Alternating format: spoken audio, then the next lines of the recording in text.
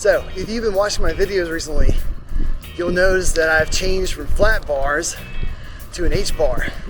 And there's nothing wrong with flat bars, but having only like one hand position really kills your hands if you're riding as much as I do for several hours at a time. So this H bar gives you a great variety of hand positions. So starting at the back, you've got a nice cruising position, really relaxed, laid back, sitting back, standing up tall. Just super easy to just pedal along. Moving up a little closer to where the handbrakes are and the shifters, this is almost like a top position with a mixture of a hood, because I'm leaning forward a little bit now, but we still have access to our brakes and our shifters. And then moving to the true tops, got my hands up here, awesome resting position, really easy on the back. Make this left turn. And you just go, and not have to worry about killing your back in this position. Alternatively, you can turn your hands outwards for more natural wrist position. Turn right. Because as you can see here, my wrists are turned in, and this is not really like a natural rotation for your wrists. It tends to hurt them a little bit. So you can open your hands up and rest your hands on the bars and get a really nice relaxed position. And if you notice, this part is actually thicker than this part. I put some extra bar tape along the end here, just for that reason, to give myself a little bit more cushion. And finally, we have almost like an aero bar position. Now, if you buy an H bar, you probably won't be able to put your handlebars on like this naturally, because there's not enough material on the bar.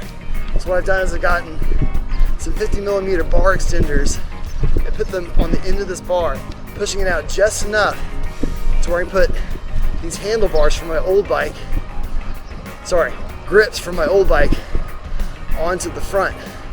So now I've got this really aero position where I can kind of lay down and go. Hey, what's up, man?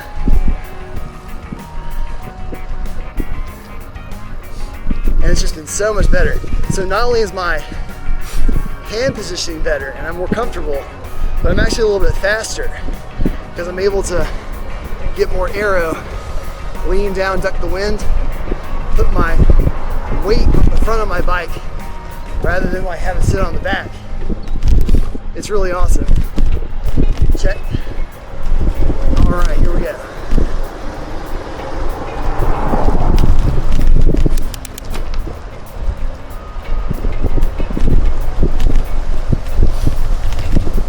Now, if you're familiar with bars, you'll probably say that this is very familiar, or rather that an H bar is very similar to a butterfly bar, because I think really the only difference between like a butterfly bar and an H bar is that a butterfly bar has the extra material out front where you can stretch out even more.